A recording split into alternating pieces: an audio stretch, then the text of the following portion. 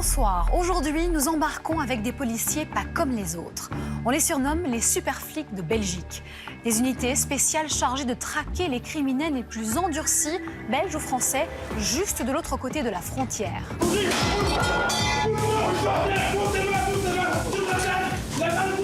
On n'a jamais eu de choses comme ça, des interventions comme ça.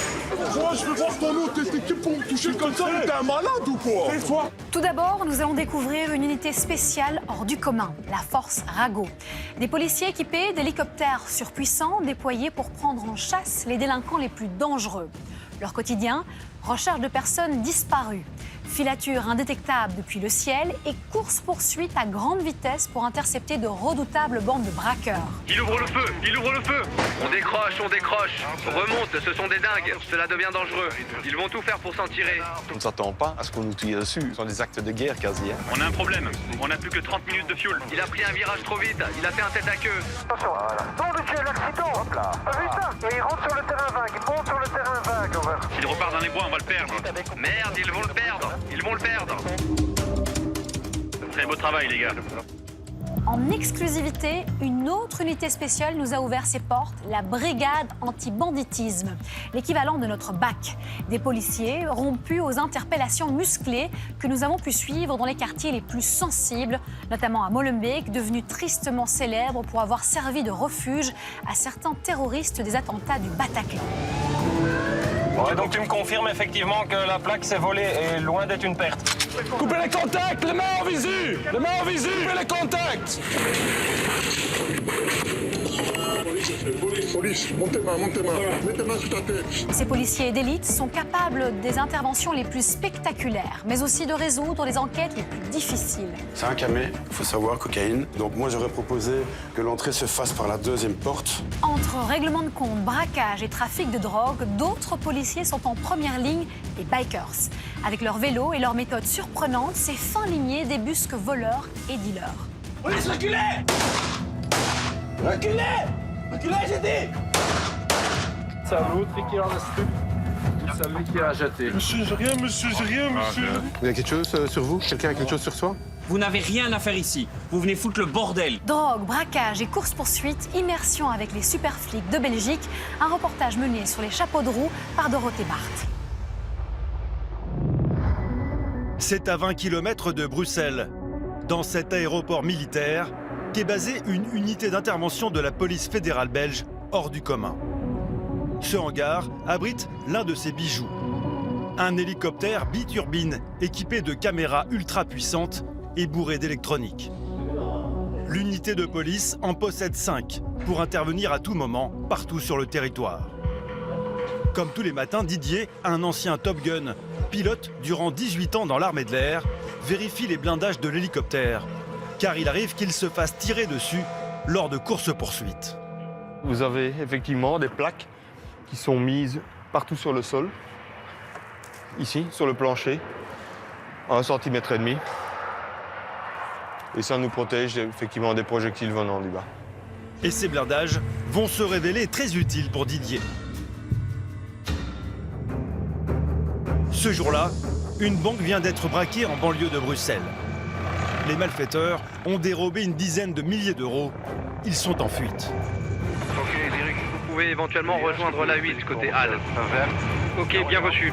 L'hélicoptère doit vite regagner l'autoroute pour tenter d'intercepter les fuyards. L'affaire est sérieuse. 2 hélicoptères sont appelés en appui, des unités engagées au sol. On recherche une Golf noire avec un toit ouvrant. Les équipes au sol ont perdu la trace de la berline noire. À son bord, 2 hommes qui appartiennent à un gang très dangereux, spécialisé dans les braquages en Belgique et dans le nord de la France. Après quelques minutes de recherche, la voiture est repérée. Tiens, un véhicule noir à vive allure, c'est celui-là. Oui, c'est bien lui. Mais Didier va s'approcher d'un peu trop près. Ok, je le vois. On y est, c'est le bon. À toutes les unités, ici Rago. On vient de repérer le véhicule en fuite avec les auteurs sur la 8. Qu'est-ce qu'il fait là?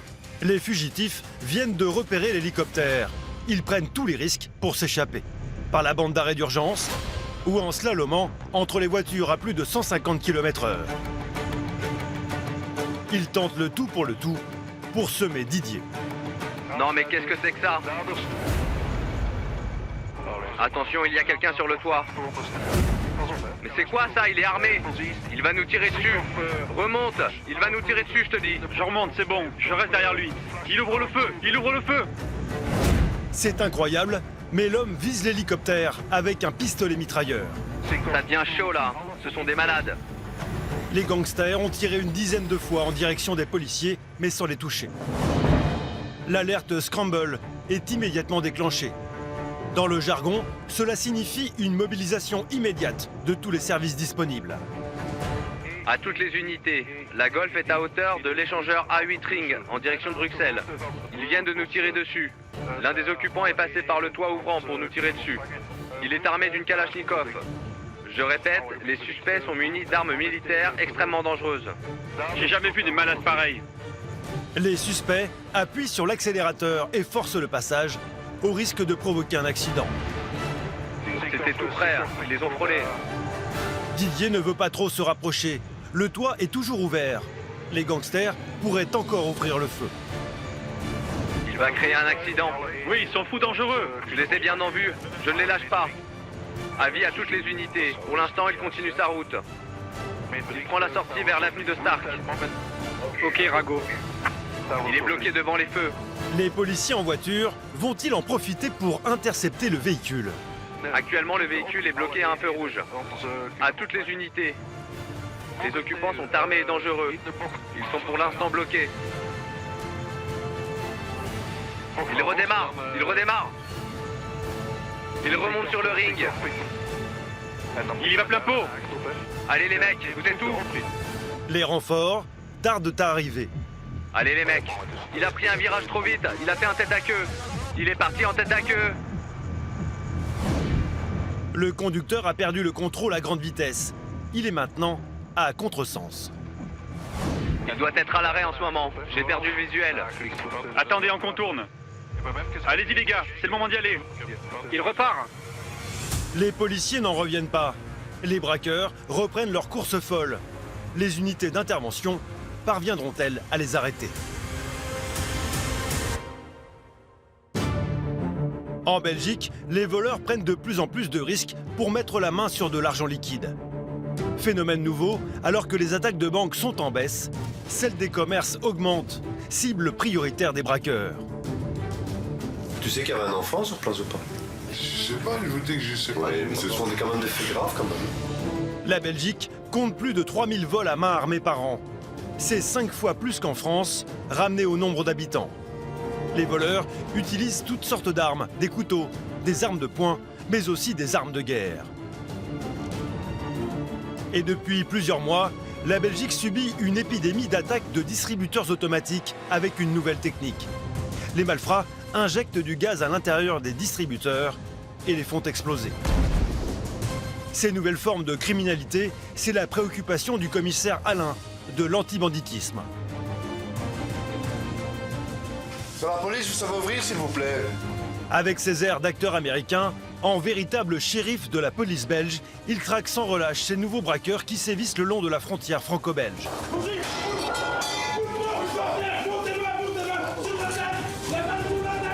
Il s'attaque aux voleurs et piste aussi l'argent qu'ils cherchent à blanchir. Le cash dérobé est souvent recyclé dans des tripots clandestins. Mais calme-toi, ça va bien se passer. Non, mais ça se passe très mal déjà. Un monde souterrain que vous allez découvrir pour la première fois. Face à cette explosion de vols à main armée, certains commerçants se protègent comme ils le peuvent et certains n'hésitent plus à se faire justice eux-mêmes. Pour éviter les drames, la police belge a renforcé ses effectifs. Parmi les hommes en première ligne, le commissaire Pascal de l'unité de recherche, un spécialiste de la criminalité organisée. La zone connaît une recrudescence d'attaques à main armée. Hall d'entrée avec escalier qui mène aux étages. Ces fins limiers sont sur les traces d'un gang très violent, spécialisé dans les braquages de supermarchés et qui ne recule devant rien. Il s'agit d'une fausse carte de police française, coloriée grossièrement en nos couleurs nationales, avec la photo de Coluche. Les policiers arriveront-ils à endiguer un autre fléau, l'explosion du nombre de véhicules volés pour réaliser les braquages? Coupez les contacts, les mains en visu. Les mains en visu, coupez les contacts. Nous avons pu suivre en exclusivité les missions de la police dans une zone sensible, Molenbeek, une commune tristement célèbre pour avoir abrité certains terroristes des attentats de Paris. Ici, la police a créé une unité très étonnante, dirigée par Igor, les bikers. Tu crois vraiment que tu vas t'enfuir à pied devant des bikers? Pour eux, le vélo n'est plus un simple moyen de déplacement, mais un outil de défense. Reculez! Reculez! Police, reculez! Pour les affaires les plus graves, les policiers peuvent compter sur l'unité d'appui aérien de la police fédérale. Et vous allez voir que pour Didier, le pilote d'élite, les missions à haut risque ne manquent pas. Bon, l'auteur vient encore de mettre des gens en danger là. Hein. Il y a encore des gens en danger, il revient vers la grande route. Oh monsieur, l'accident! Hop là! T'as vu ça? Dog, ici Rago, l'auteur est en fuite. Entre courses-poursuites spectaculaires et interventions musclées, découvrez notre immersion exclusive avec les super flics de Belgique. Depuis 1 heure, Didier et son collègue, les pilotes d'hélicoptère, ont pris une voiture en chasse. À son bord, 2 hommes qui ont commis un braquage près de la frontière française. Ils n'ont pas hésité à ouvrir le feu sur l'hélicoptère pour tenter de s'échapper. Les braqueurs poursuivent leur course folle à plus de 180 km/h sur l'autoroute. Soudain, un homme surgit à nouveau du toit et tire en rafale avec un fusil d'assaut. On décroche, remonte, ce sont des dingues, ne les perds pas de vue. Ce sont des malades ces types. Ils rentrent dans la voiture. Ici Rago, il est boulevard de l'Humanité. Attends, il rentre à l'intérieur, cela devient dangereux. Ils vont tout faire pour s'en tirer. Ici Rago, il est bloqué au feu, il y a pas mal de trafic. Ok Rago, on approche. Laissez-nous le temps de nous organiser. La voiture s'engouffre dans le centre-ville de Bruxelles. L'objectif est de disparaître dans le flot des automobilistes et d'emprunter les nombreux tunnels qui entourent la capitale pour échapper à la traque de l'hélicoptère. Ok, il a pris à droite. Il a pris la direction du centre. Il se trouve dans la circulation pour qu'on le perde. Je l'ai de nouveau en vue. Il prend à droite. Il reprend à nouveau à droite. Il est dans une petite rue maintenant. L'interpellation doit se faire rapidement. L'hélicoptère est bientôt à court de kérosène. On a un problème. On n'a plus que 30 minutes de fuel. On l'a. Maintenant, il continue tout droit. À toutes les patrouilles, c'est le moment de l'encercler. C'est pas vrai. Il a fait demi-tour. Je l'ai. Les délinquants n'ont peur de rien. Ils roulent sur le trottoir au risque de faucher des piétons. Regarde-moi ça, il essaye de forcer le passage. Attention, il y a quelqu'un sur le trottoir. Ils sont maintenant à hauteur de la station-service. Il vient même de toucher une camionnette. Là, il prend le rond-point. L'homme a heurté un camion, mais cela ne l'empêche pas de continuer sa course. S'ils sont capturés, ces hommes encourent une peine de 10 à 15 ans de prison ferme. Où sont les équipes? Ne le lâche pas, les équipes s'organisent. Oh, le malade. Il vient de remonter sur le trottoir. Là, un civil. Il est passé à côté. On a eu de la chance. Les policiers voudraient mettre en place un barrage pour bloquer les suspects. Mais les gangsters changent de route toutes les 2 minutes. Il prend le rond-point à contresens. Il n'y a personne qui traverse. Ici Rago, on vient de passer la barrière de Saint-Gilles. Le véhicule se dirige vers la petite ceinture. Regarde, c'est l'arrière de l'hôtel de ville. Ici, il y a de la circulation. Oui, il est bloqué là. Il est dans le trafic. À toutes les unités, le véhicule va être coincé dans le trafic. Il y a moyen de se diriger sur la petite ceinture. On peut l'intercepter. Je l'ai perdu. Ah, je l'ai de nouveau en visuel. Il est là. Oui, il est vraiment au ralenti. Il va essayer de monter sur le trottoir. Ah, il est bloqué par les poteaux. Qu'est-ce qu'il fait? La voiture semble coincée, alors les braqueurs tentent de reculer. Mais ils aperçoivent les voitures de police dans leur rétroviseur à moins de 300 mètres. Alors ils décident de repartir et vont commettre une petite erreur. Allez, interpellez. Faites attention, ils sont armés. Pas de fusillade dans la foule. Ça y est, il sort par-ci. Il essaye de se frayer un chemin en direction de la petite ceinture. Le véhicule a forcé le passage. Ok Rago, on s'organise sur le ring. Il sera coincé, une équipe va l'intercepter. Le véhicule s'engouffre dans les tunnels. Il s'engage tunnel trône. Tunnel trône. Prenez directement à la sortie pour voir s'il sort. On ne le voit plus. Ils l'ont peut-être arrêté à l'intérieur. Tourne, tourne. L'hélicoptère a perdu leurs traces. Les hommes auraient-ils réussi à s'enfuir?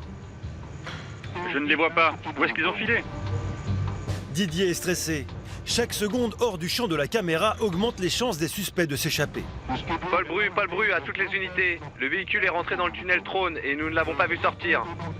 Ils se sont pas perdus quand même. Avec la caméra, je ne le vois pas.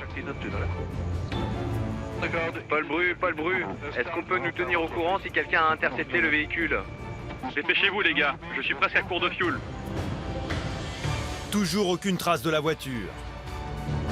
Attendez, je vais écouter les autres fréquences. Quand soudain, Rago, ici Paul Bru. On a arrêté les auteurs dans le tunnel trône. Les équipes les ont interceptés. Ah ça y est, ils les ont eus. Il était temps, je croyais qu'on les avait perdus. Allez, on retourne à la base. les équipes au sol ont tendu un piège aux malfrats et les ont interceptés dans les tunnels. Mission accomplie pour Didier, l'hélicoptère peut rejoindre sa batte.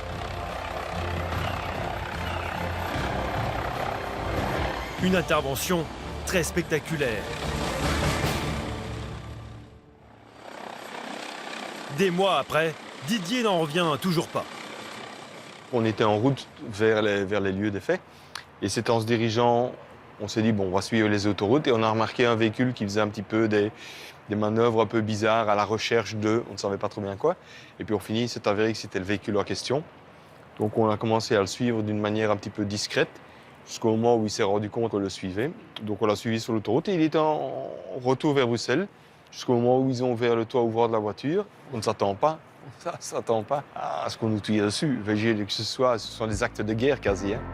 Grâce à ces supercoptères, la police belge a pu intercepter les braqueurs juste après leur flagrant délit. Mais dans la plupart des cas, c'est la police judiciaire qui mène l'enquête. Et pour remonter le fil jusqu'aux auteurs, les policiers ont une arme à leur disposition, les images de vidéosurveillance. Comme ici dans ce supermarché. Un homme, armé d'un pistolet mitrailleur, se dirige vers la caisse et exige le butin. Au même moment, son complice menace une autre employée.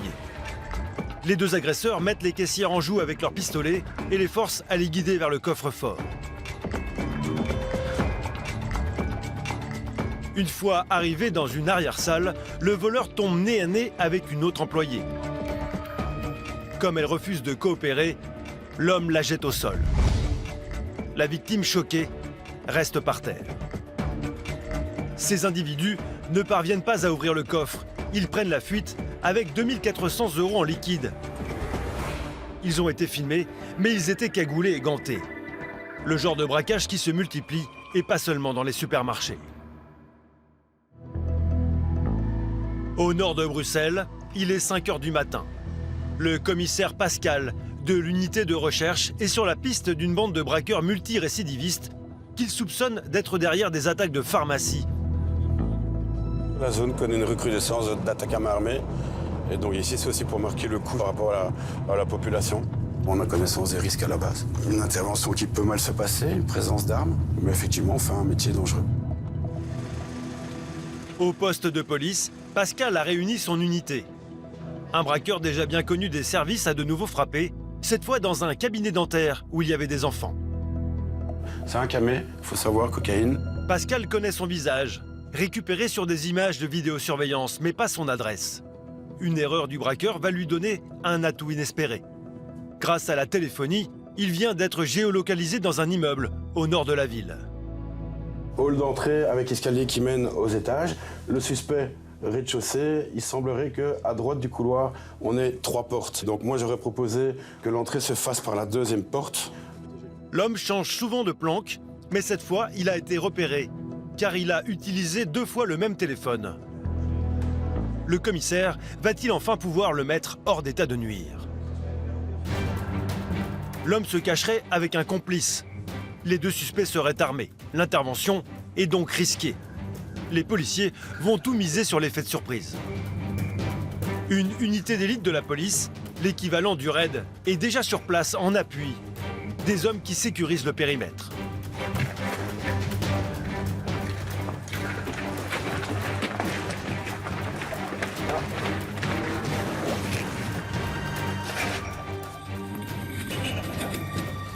Il semble qu'il y a de la lumière.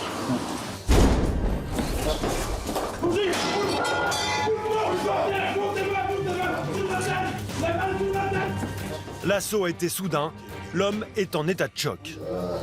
Ok, quelqu'un a checké le fauteuil avant de l'asseoir là. Ouais, 2 secondes, je vais t'expliquer, mais... Voilà, tu me vois maintenant? Vous pouvez le redresser. Donc tu es à présent privé de ta liberté depuis 6h10. Je t'explique ce qui va se passer. Tu vas avoir l'occasion de te rhabiller. On va tout fouiller ici, puis tu vas rentrer avec nous au bureau. Ok? Tout va bien? Tu as compris tout ce que je t'ai dit? Voilà. Nous, on est respectueux, donc tu restes calme, on sera calme. Ok. Les gars, vous pouvez lui détacher peut-être une main qui puisse mettre son pantalon, on est tranquille, et on lui mettra la menotte devant. Le suspect se cachait dans ce quartier populaire depuis quelques jours. Son complice, lui, est toujours en cavale. Mon bras cochon. Pardon? Je peux m'étaler, je me sens pas bien. Allez, étale-toi si tu veux. Allez, couche-toi. Parce que si t'es une loque, moi je sais plus rien faire avec toi. Hein. Je viens pas pour les stupes, moi. Je viens pas pour les stupes, mais je voudrais savoir comment tu te sens. C'est quand la dernière fois que t'as consommé? C'était quoi? J'ai sniffé un petit clic. Non, je suis un peu dans ce qui m'a fait la prise et moi. Ah, ça saisit, hein. L'homme aurait consommé de la cocaïne pour rester sur ses gardes. Mais le commissaire avait soigneusement préparé son intervention. Apparemment, il ne dormait pas et comme il y avait de la lumière à l'intérieur, c'est ça qui nous a décidé à enfoncer la porte et de ne pas faire intervenir le serrurier aussi pour notre sécurité. Et comme ça, on bénéficie de l'effet de surprise, comme le suspect était quand même debout. Il y avait quand même un couteau de cuisine ici sur la table du salon. Les policiers essayent de trouver des indices sur son complice dans toutes les pièces de la maison. Les chambres, la cuisine, et même dans des cachettes improbables. J'ai quelques papiers avec annotation manuscrite des numéros de GSM qui pourraient nous amener à son complice éventuellement. Il est embarqué au commissariat pour un interrogatoire. Mais Pascal n'a pas terminé sa perquisition. La mère et la sœur du suspect habitent à proximité, dans une maison. Pascal doit les avertir et surtout tenter de glaner quelques informations sur le complice. Bonjour, c'est la police. Vous sauriez descendre, s'il vous plaît? Merci. Mais votre fille arrive, en principe. Elle habite en haut, hein? Ben, demandez-lui qu'elle descende. Bonjour, madame. C'est pour vous aviser, nous avons... Il faut pas, madame. Je viens simplement vous prévenir qu'on a exécuté un mandat de perquisition chez votre frère. Oh, c'est pas vrai. Si. Simplement pour vous dire qu'il est chez nous d'une part, comme ça vous êtes avisé qu'il est chez nous. La mère et la sœur n'en savent pas plus. De retour au poste, Pascal a un problème à régler d'urgence. Mais mon ami veut un avocat. J'ai lancé la procédure Saldus, il n'y a pas d'avocat disponible et j'attends. La victime a demandé un avocat pour son audition, mais à cause de la multiplication des dossiers, aucun n'est disponible. La procédure Saldus pour une demande d'avocat est lancée, donc on attend. Voilà. Et on peut encore rien commencer tant qu'on n'a pas la réponse. J'ai fait son inventaire, les écrous sont faits. Il a 5 € sur lui. On lui laissera dans sa poche, là on aura besoin en prison. Pascal conduit lui-même le braqueur en cellule. Il veut le mettre dans les meilleures conditions avant de l'interroger. Ça va? J'ai vu ta mère et ta sœur. Écoutez. Donc j'ai vu ta sœur, elle a mon nom, mon numéro de téléphone. Et je la tiendrai au courant pour le reste. Ok? On t'a expliqué pour la sonnette? Ok. Tantôt? Oh, ça flaire. Finalement, c'est une inspectrice de la section de recherche qui va mener l'interrogatoire.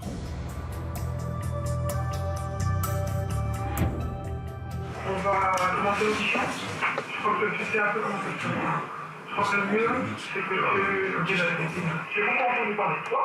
Je crois qu'on peut laisser un moment de L'enquêtrice tente de le déstabiliser en lui révélant plusieurs éléments accablants.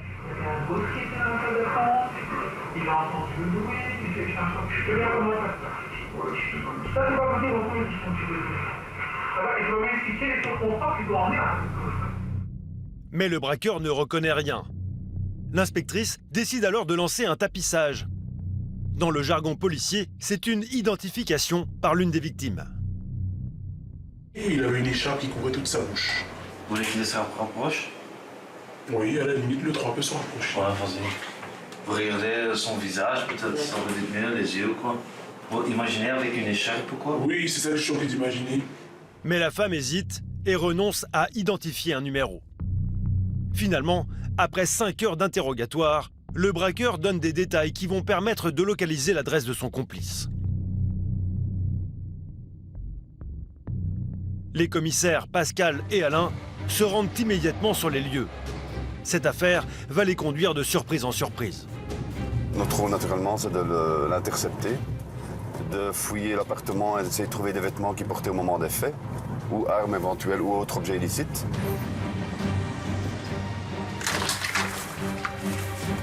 Une dizaine de policiers s'engouffrent au sous-sol de cet immeuble. Il s'agirait d'un squat, une planque typique pour braqueurs en cavale.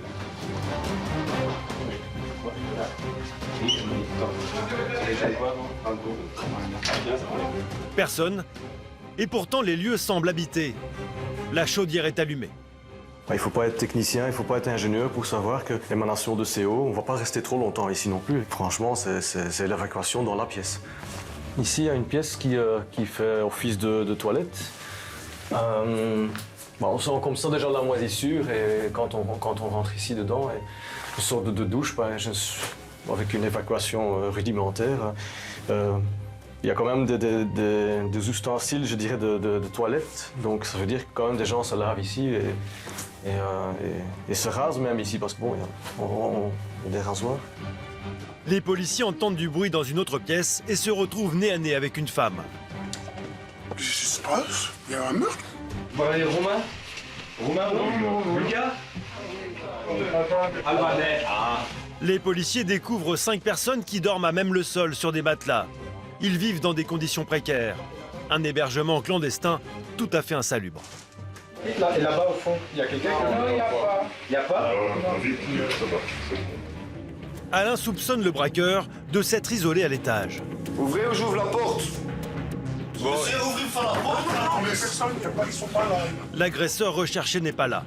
Un voisin donne un tuyau précieux au policier.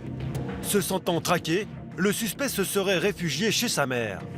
Les enquêteurs veulent encore jouer l'effet de surprise. Alors pour éviter d'enfoncer la porte, ils vont sonner à tous les interphones, en espérant qu'un autre locataire leur ouvre la porte. Oui, bonjour, c'est la police. Est-ce que vous savez descendre ou ouvrir? Qu'on préserve la maman. C'est la police. Oui, ça va. C'est la police. C'est la police, vous savez ouvrir, s'il vous plaît. C'est la police, madame. Oui, vous êtes... Il est là. Bonjour, madame. Vous allez bien? Oui. J'ai un mandat d'amener pour me... C'est monsieur, donc, moi. Il y a mon mat, hein. Ouais. Ouais. Bonjour, monsieur. Vous savez montrer vos mains? Vous savez montrer vos mains? Mais pourquoi comme ça? Oui, donc il a un mandat d'amener pour vol à l'aide de violence. Vol à l'aide de violence. Il a volé qui? Ça, je peux pas vous expliquer à vous, des majeurs. On fait pas ça. Peut-être mis un peu à l'écart, je pense. Donc, à mon avis, quelque temps, vous le verrez pas. Pas de temps à perdre pour Alain. Il commence à l'interroger dans le couloir pour lui soutirer en douceur les premières informations. Tu sais ce qu'on a fait? C'est pas vrai. Question. Je sais pas. Si, tu sais. Ah non, si je savais. Mais si, tu sais. Ouais, non. Si. Mais je sais que tu sais. Je vais te donner un conseil. C'est mieux de dire directement la vérité, comme ça t'es tranquille, t'auras moins de problèmes. Moi, je t'expliquerai en détail, tu vois. T'inquiète. On fera doucement. Allez, viens.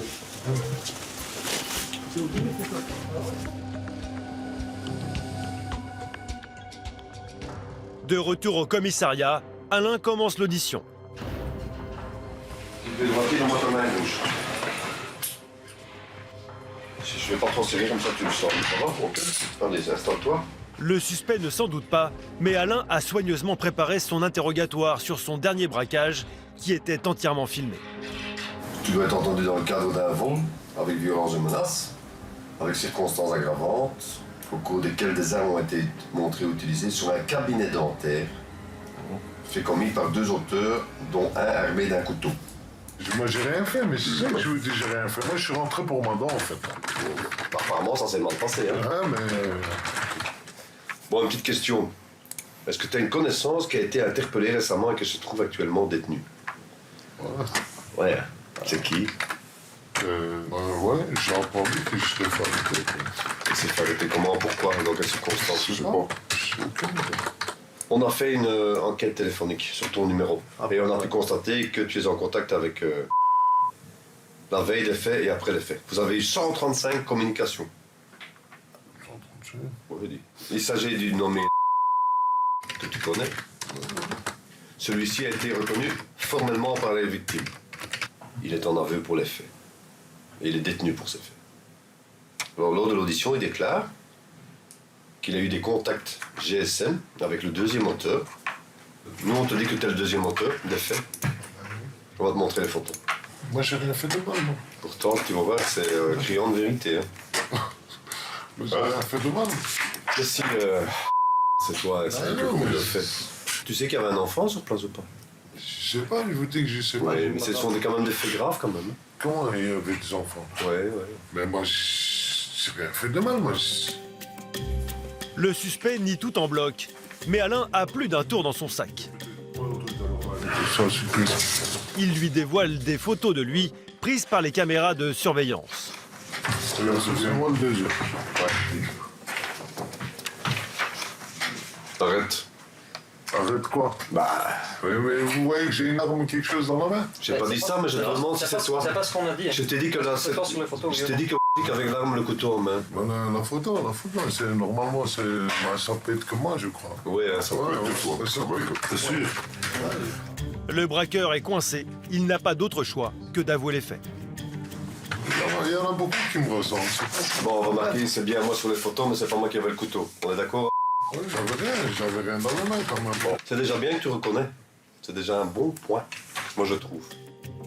L'homme a reconnu sa responsabilité sur ce braquage.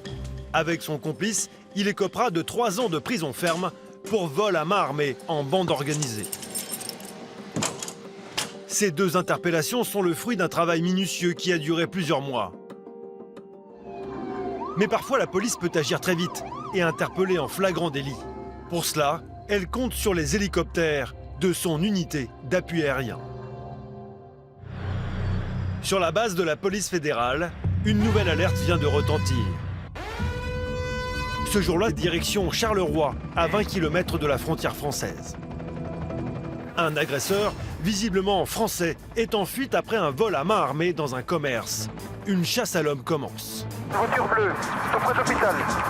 1 minute, on est là. Le pilote recherche une berline bleue immatriculée en France. Les unités au sol sont à ses trousses. Ok, là, il est là en bas, là. C'est lui là? Ça y est, c'est lui. Il est là. Je vais rester derrière, Il rentre à la station essence, hein. Il revient sur la station essence, il fait demi-tour. Il repasse en dessous. Il repasse en dessous, attention parce que je le vois plus. Il y a des types qui me poursuivent derrière à pied. Il y a des collègues à pied, il y a des collègues en voiture juste à côté. À gauche, voilà. Oups. L'homme évite de justesse une collision frontale. Il prend tous les risques pour échapper aux forces de l'ordre.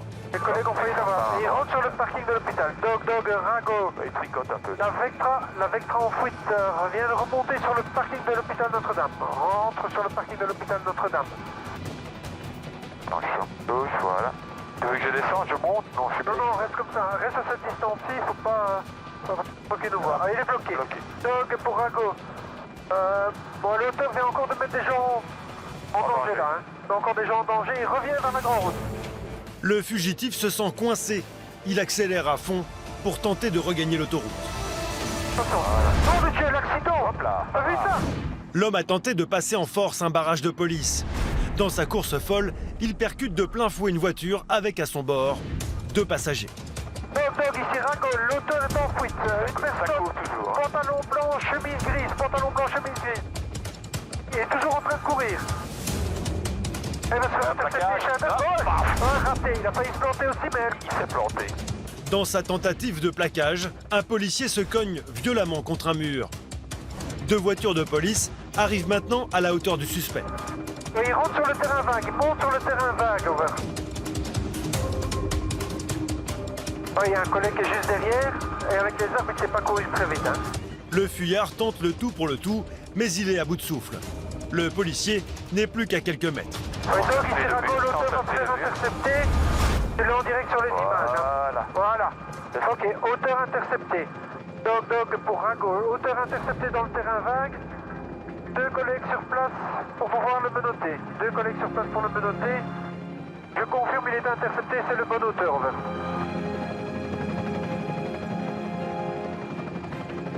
C'est retombé sur la voiture qui est accidentée, s'il te plaît. La voiture du voleur a violemment percuté cette voiture grise avec une mère et son enfant à bord. Une fois l'homme appréhendé, Didier se précipite pour voir s'ils doivent être transportés d'urgence à l'hôpital. Ok, la voiture accidentée. Voilà. T'as des collègues partout. T'as des blessés.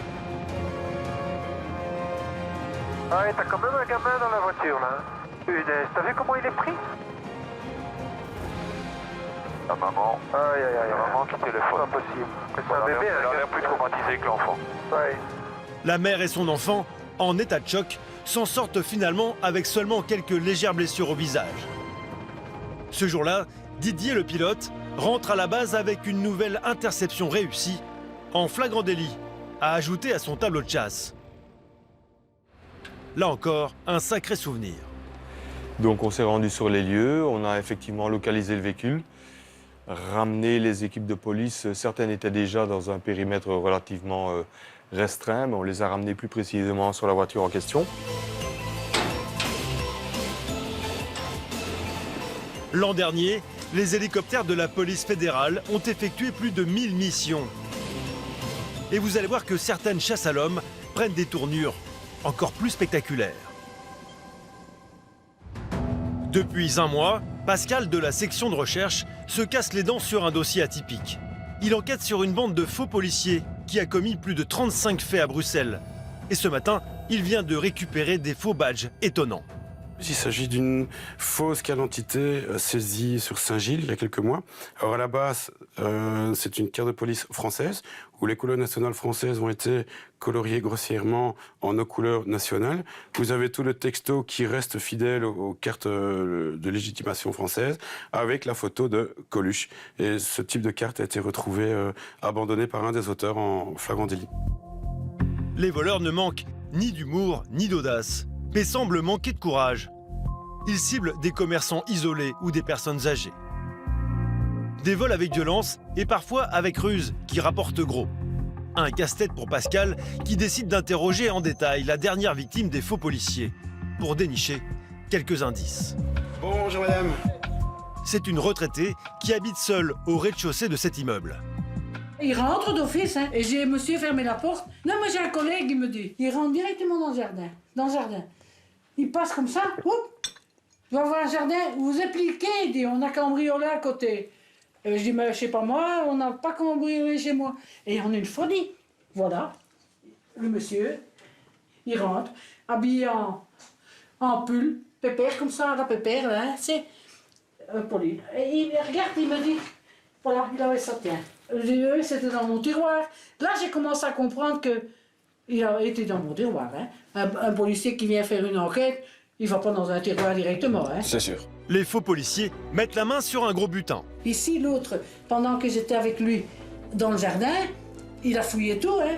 Vous m'avez pas dit que votre argent était caché là-bas dans le... Ben oui, là-bas. Il y avait 10 000 €. J'étais planqué là-bas, juste dans le truc photo. Et alors, il y avait encore une enveloppe qui était là, avec 500 €. Enfin, je mettais de l'argent partout. Pascal lui présente plusieurs auteurs potentiels. Regardez à votre aise. La victime a du mal à se concentrer. Elle est encore sous le choc. C'est encore, voilà. Ils m'ont fait perdre tous mes moyens. Ça, c'est pas comme ça. Non, non. Ok. Elle parvient à reconnaître le visage d'un suspect. Au final, la bande de faux policiers s'est emparée de 10 500 € en liquide. Mais les taux se resserrent. Une semaine plus tard, avec les dernières informations, un portrait robot et plusieurs empreintes, le commissaire pense avoir localisé la cache des suspects. La bande serait dirigée par 2 frères. Voilà, l'identité des suspects. Et il veut frapper un grand coup. Connu pour 35 faits, tous des faux qualifiés. Et son frère, la même chose, 19 faits. 54 vols au total. Leur signalement est donné à toutes les unités.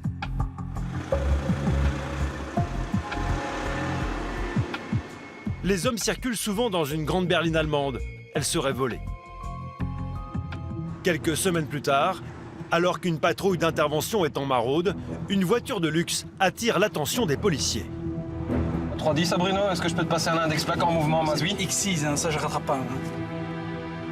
Dans notre position, qu'il y a plusieurs équipes qui viennent, hein, parce qu'ici on est dans la merde. Hein. Demande une patrouille qui bloque ici la voiture. La plaque est signalée volée, hein. Ouais, donc tu me confirmes effectivement que la plaque s'est volée et loin d'être une perte. La voiture est bien volée. Ah, il va pas sur l'autoroute, hein, qui nous nique pas. Hein. C'est une BMW? Oui. Ouais, j'ai une X6 devant moi, couleur foncée. Signalée volée, hein. Ok, qu'on bloque.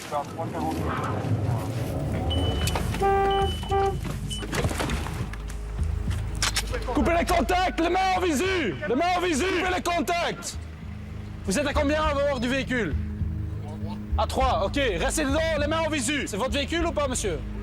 C'est votre véhicule. Qu'est-ce qui se passe avec la plaque? Dites-moi.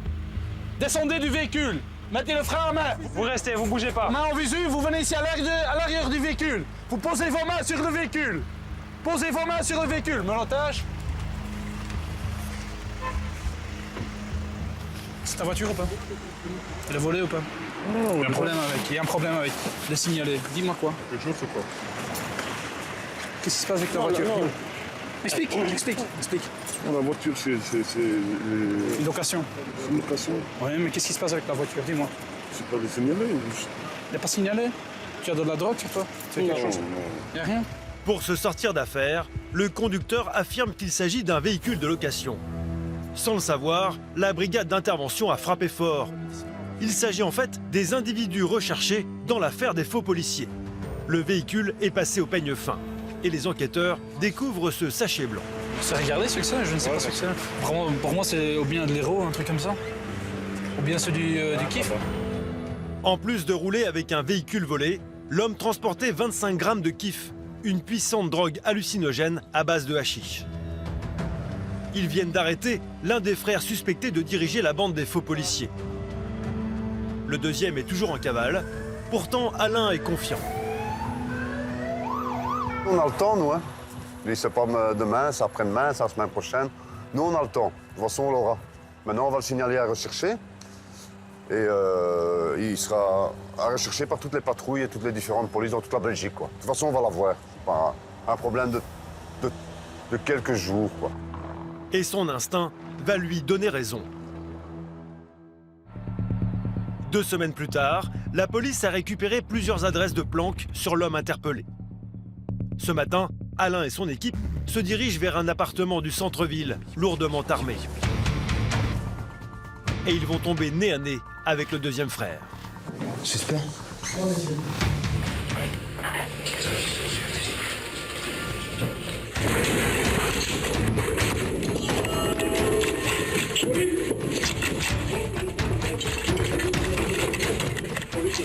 Police, montez main, mettez main sur ta tête.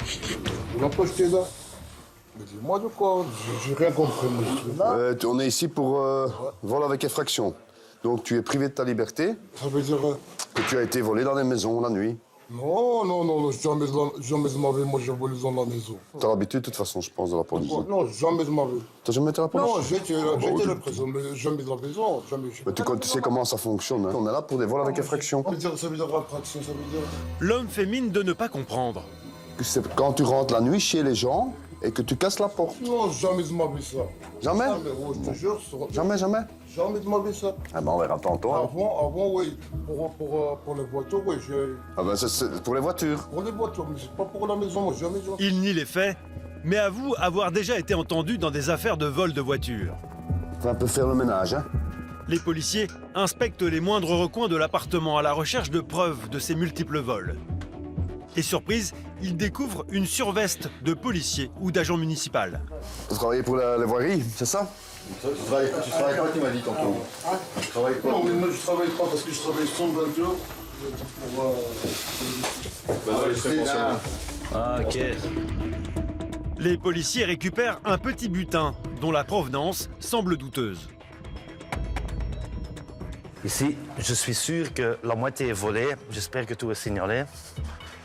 On va, il faut voir qu'est-ce qu'il a à dire, tout ce brol ici. Mais je reste... le truc, c'est qu'il ne connaît rien de l'informatique. Il a plus de 10 ordinateurs, des écrans. Vous pouvez donner. La descente a été fructueuse pour l'adjoint d'Alain. Reste à savoir ce que les policiers vont découvrir dans toutes les affaires saisies.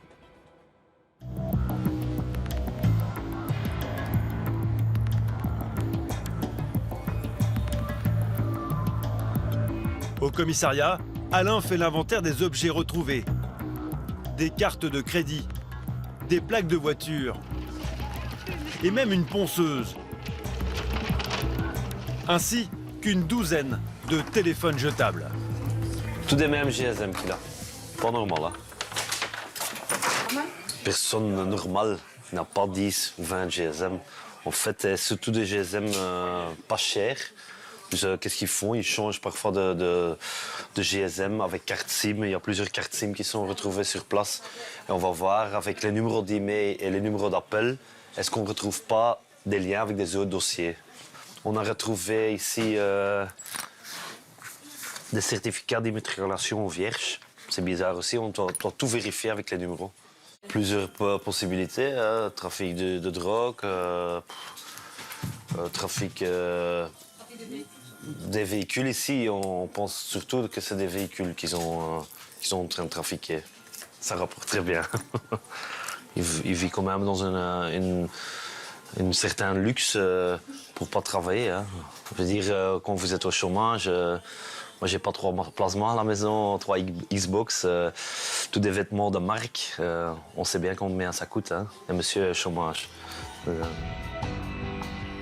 Les deux frères seront condamnés à 5 ans de prison ferme.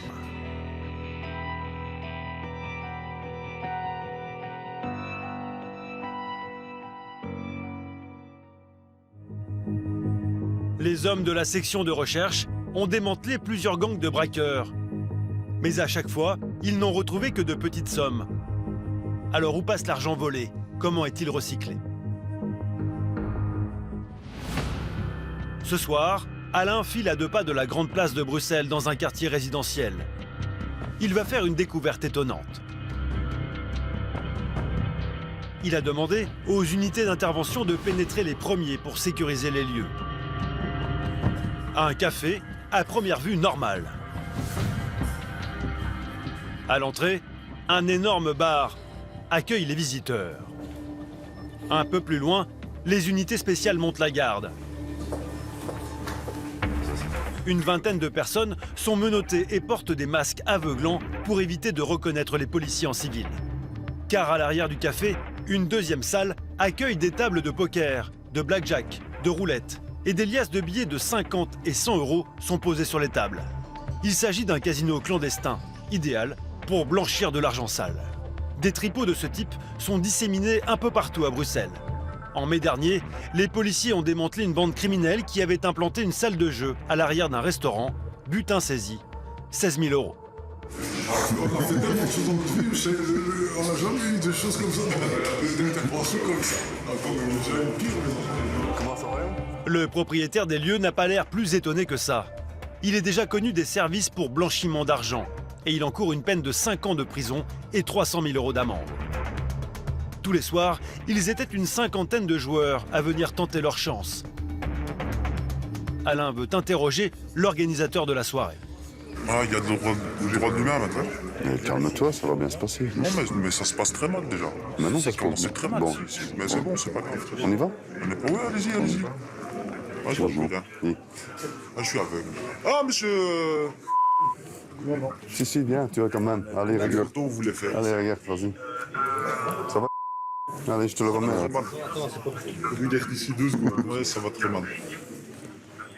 Comment ça va? Il n'y a pas de droit d'humain ici. Allez, à partir de demain, c'est manifestation foutage de merde. Moi, je vous le dis. Non, ça ira bien. Non, non, non, ça va pas aller du tout. Pour constituer un dossier solide, les hommes du commissaire prennent des photos. Certains sont des anciens détenus qui minimisent les faits. Jouer du poker, c'est quoi? C'est faire quelque chose de mal, hein? Ouais. Pourquoi ils nous montrent ça à la télé et qu'ils nous rendent malades partout? À la télé, il y a des téléfilms avec des meurtres, c'est pas pour ça que tu penses. Non, mais du tout, la violence, on est contre la violence, nous. Alain est satisfait, il a réussi à arrêter plusieurs braqueurs récidivistes et une filière de blanchiment. Mais il sait que l'épidémie de vol à main armée est loin d'être terminée. Les policiers vont à nouveau avoir besoin de leur supercoptère. Sur la base militaire de l'armée belge, Didier, le pilote d'hélicoptère, effectue ses dernières vérifications en attendant sa prochaine mission. Donc tous les hélicoptères ont des configurations qui sont interchangeables. Donc quelle que soit la machine, on peut voler toutes les missions policières. Chacun des 6 hélicoptères de l'unité dispose de plusieurs caméras, dont une thermique. C'est Frédéric qui est aux commandes. On a maintenant la caméra infrarouge et on voit bien les hotspots, en fait, les choses qui sont très chaudes. Blanc, c'est chaud, noir, c'est froid. On utilise ça, en fait, pour détecter des gens qui sont dans un champ, cachés derrière un arbre. Ça, c'est très, très important pour vraiment le voir très bien. Une caméra qui détecte les zones de chaleur, de jour comme de nuit.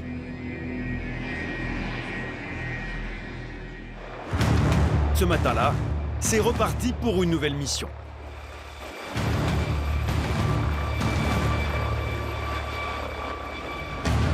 Un homme aurait braqué un supermarché à 50 km de la frontière française.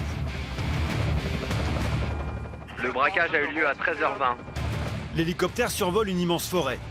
Après une longue course-poursuite, le suspect aurait quitté l'autoroute pour se réfugier dans les bois. Normalement, ça doit être là.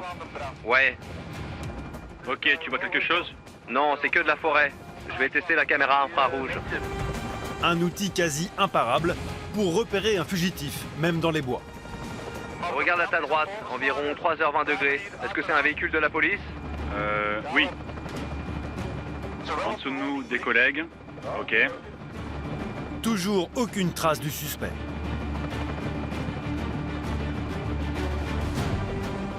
Regarde, il y a une cabane dans la clairière. J'aimerais bien voir ce que c'est. Ah oui, ça y est, je la vois aussi. Je vais essayer de zoomer. Ah, c'est un collègue. Attends, j'ai vu quelque chose. Plus lentement, plus lentement. Là, il y a un petit groupe.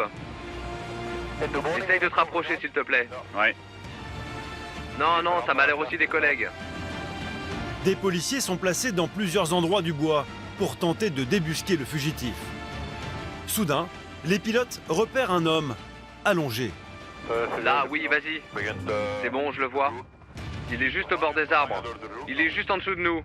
Pour les patrouilles qui m'entendent et qui sont à la droite du bois. Ici, Rago. Essayez de vous rendre au plus vite sur place pour l'attraper. Il est allongé, mais il est rentré à l'intérieur du bois pour essayer de filer. Se sentant repéré, il se remet en route. Il rentre sur les mains et les genoux en direction du bois. Essaye de rester ici. Et s'engouffre au milieu de la forêt afin d'échapper à la caméra de l'hélicoptère.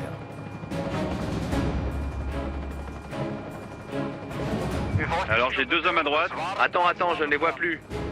Donc on va faire quelque chose. Pousse en oblique à gauche, un peu en avant.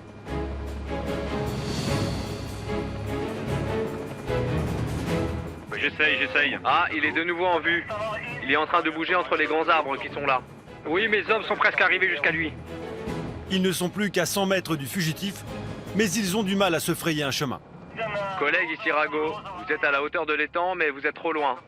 Revenez en arrière, au moins 50 mètres, puis à gauche.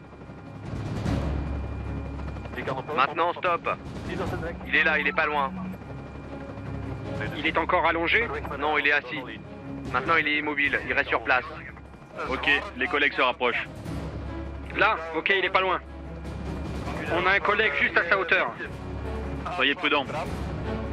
Pour les collègues, stop. Allez directement à votre gauche dans le bois. Il est à 50 mètres, juste devant vous.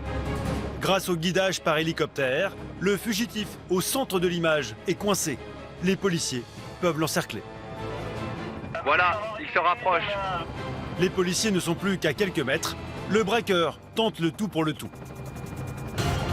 Il s'en va, il s'en va. Allez les gars, réagissez. S'il repart dans les bois, on va le perdre. Allez les gars, c'est le moment.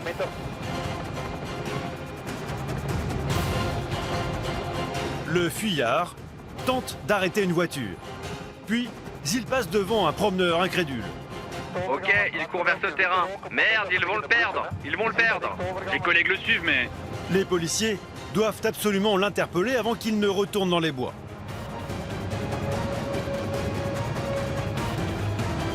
Quelques secondes plus tard, il est plaqué au sol. Bravo les gars, vous l'avez eu. Très beau travail les gars. Sa longue cavale de plusieurs heures prend fin. Le braqueur écopera d'une peine de 2 ans de prison ferme. Encore une victoire pour le supercoptère de la police belge.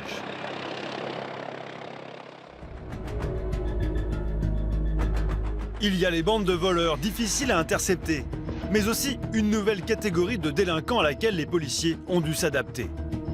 Avec, vous allez le voir, des méthodes très étonnantes. Des délinquants de plus en plus jeunes qui terrorisent certains quartiers entiers. Et il en est un au cœur de Bruxelles, particulièrement sensible, Molenbeek. Un nom connu dans le monde entier, car c'est ici qu'ont habité plusieurs terroristes des attentats de Paris et de Bruxelles. Molenbeek est l'une des communes les plus peuplées de la capitale belge, avec ses 100 000 habitants, mais aussi l'une des plus pauvres. Sa géographie et sa densité compliquent les opérations des forces de l'ordre. Ici, le travail d'interpellation est particulièrement difficile.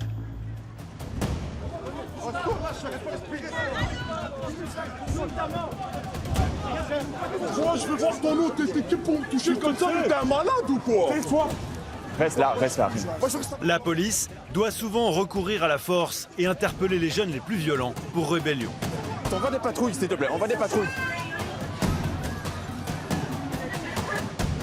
Alors, pour apaiser les conflits, la police a lancé une nouvelle unité, un peu particulière.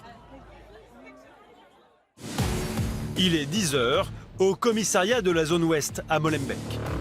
Dans les sous-sols se déroule une étrange opération. L'inspecteur Igor, 12 ans de métier, organise des rundowns. Dans le jargon policier, une simulation qui permet de se former aux situations les plus critiques.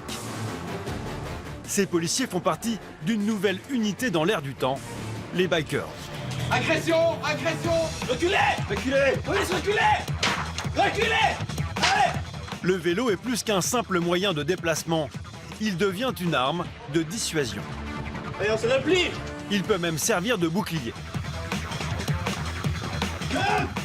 Gun 3! Gun 3! Gun!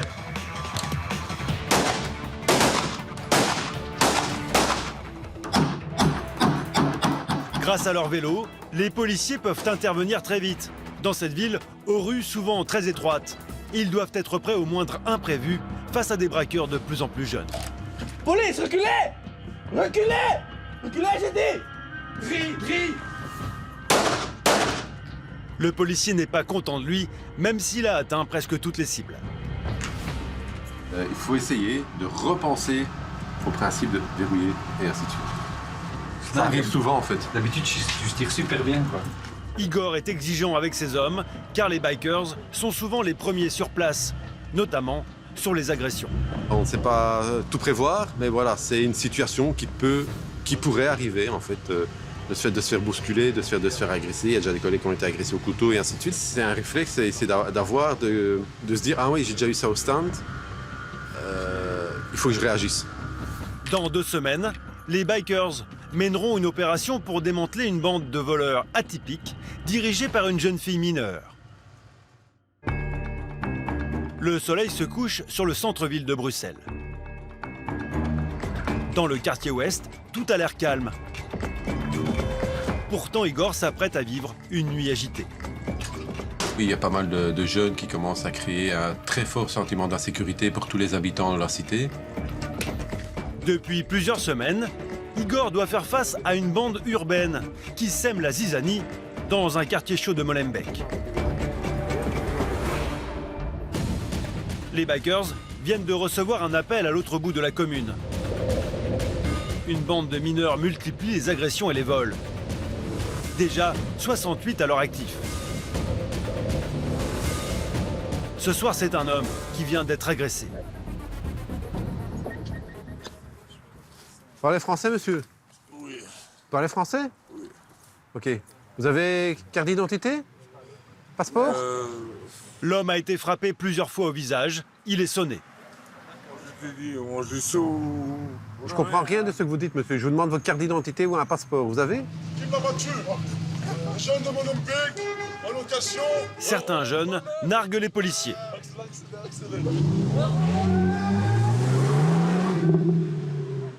Laisse tomber. Deux amis, apparemment, on va dire ça des amis, qui sont complètement ivres. Il y en a un qui est tombé au sol. Il y a des dégâts au véhicule, il a été poussé sur la voiture. Votre ami s'appelle comment? Un témoin a assisté à la scène. 6 jeunes ont tenté de détrousser l'homme et son ami, qui ont résisté. Puis un, je crois qu'il lui a donné une tarte. Il a commencé à s'énerver, en fait. Il est tombé avec l'arcade pété. C'est belle soirée, quoi. C'est le Molenbeek, hein. On est ici, voilà. C'est ce qui se passe.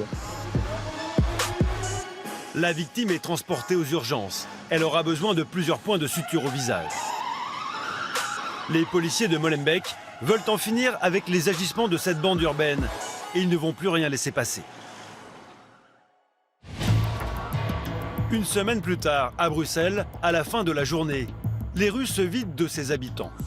Au commissariat de la zone ouest, l'inspecteur Igor prépare l'opération qui vise à arrêter les meneurs de la bande. Au premier étage, une cinquantaine de policiers est réunie. Dégradation, vol, agression ont lieu depuis lors. On compte plus ou moins 68 faits.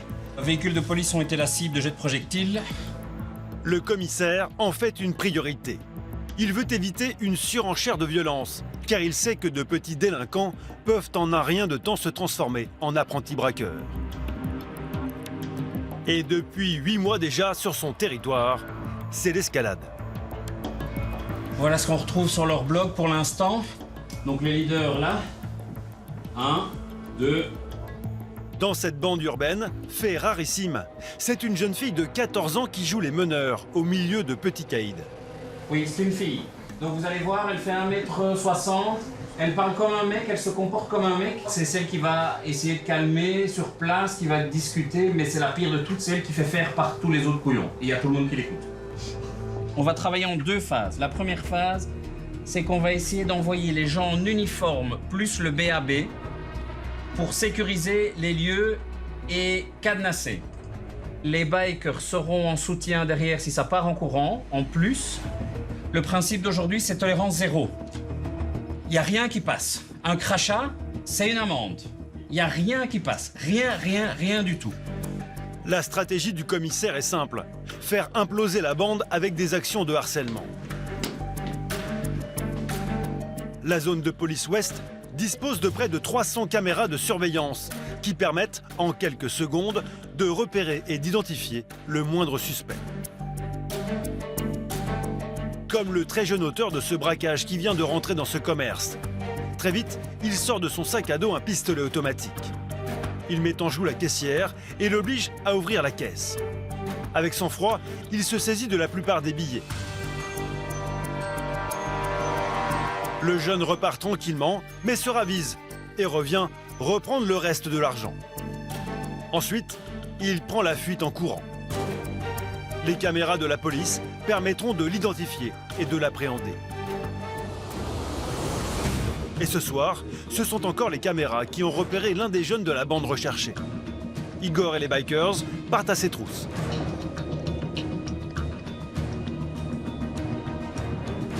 Un homme s'est enfui à la vue d'une autre patrouille, mais il a vite été rattrapé. On t'a appelé la politesse? Tes parents t'ont appelé la politesse? Oui, monsieur. T'as quelque chose sur toi? Non, t'as plus rien.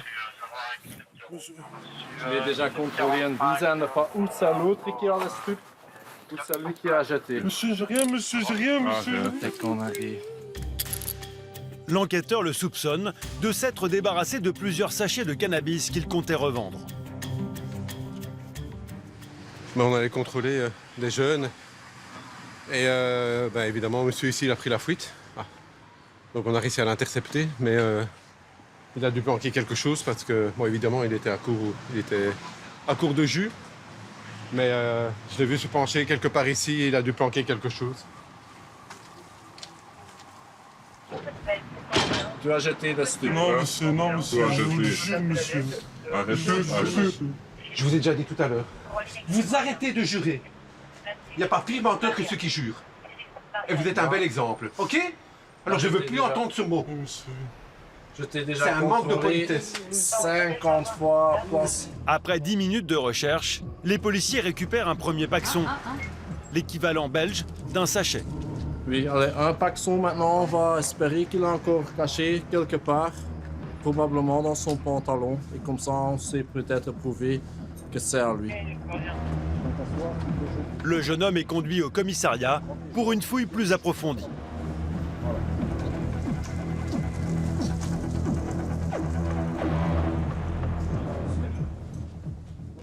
Et vous aviez quoi dans votre poche gauche? Rien, j'avais mon téléphone, je tenais mon téléphone pour qu'il compte pas. Vous vous rendez compte, mais vous êtes en train de raconter des carabistouilles monumentales.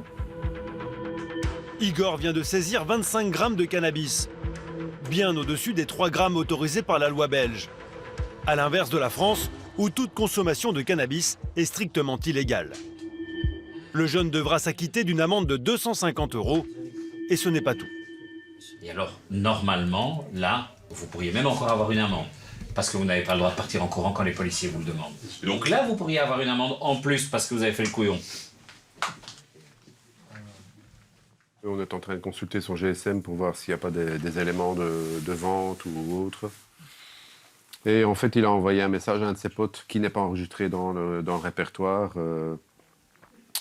à 21h31, donc quelques minutes avant qu'ils prennent la fuite. Il a mis « il y a les bikers ». Et l'autre lui répond environ 1 heure après à FDP. Ça veut dire fils de pute. Mais bon, voilà. L'inspecteur épluche le répertoire du téléphone et, surprise, il tombe sur le numéro de l'un des jeunes de la bande recherchée. Il décide alors de se rendre en urgence à l'adresse indiquée qui se trouve à 3 km à peine du commissariat.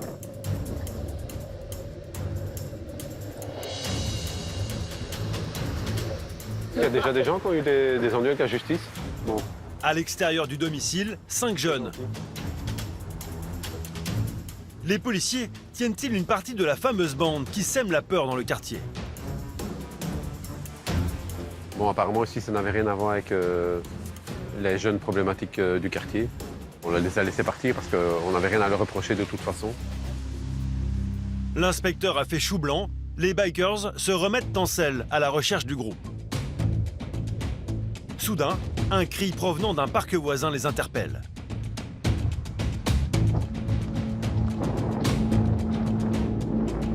Sur place, des jeunes qui ont l'air de correspondre au profil qu'ils recherchent.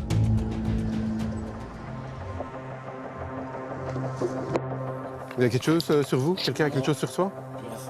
Ils se font immédiatement contrôler. Ils sont tous mineurs. Un autre indice qui laisse à penser qu'il s'agit bien de la bande en question. La politesse, c'est quoi? Quand il y a quelqu'un qui parle, on laisse parler. Vous avez sorti les mains des poches, s'il vous plaît. Ils font partie de la petite bande qui crée toutes les incivilités ici. Et donc, mes collègues leur avaient dit, on te voit encore une fois, on va l'embarquer, arrestation administrative. Maintenant, ils vont te ramener au commissariat. Les parents viendront les chercher, en fait. Ces deux-là sont privés de liberté administrativement, ils rentrent au commissariat. Tous les deux. Je viendrai la semaine prochaine et je ferai la même chose. Tant que vous n'aurez pas compris, on vous rentrera au commissariat et vos parents viendront vous chercher. Tant que vous n'aurez pas compris, monsieur, tant que vous n'aurez pas compris, vous n'avez rien à faire ici. Vous venez foutre le bordel. Parmi eux, la meneuse du clan, 14 ans, reconnaissable à sa coupe de cheveux à la garçonne. Vous avez toutes les caractéristiques de quelqu'un sous l'influence de la boisson. Monsieur, faites-moi le test. D'accord. Je vais vous priver administrativement. Vous allez rentrer au commissariat avec nous aussi. Pour ivresse publique. Votre mère vient vous chercher au commissariat.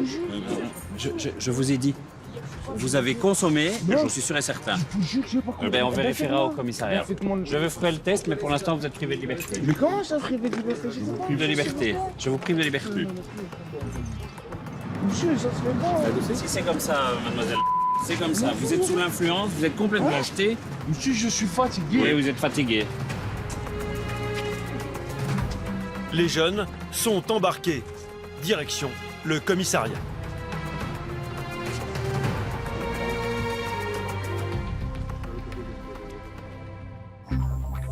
De retour au poste, les mineurs sont tous placés dans la même cellule.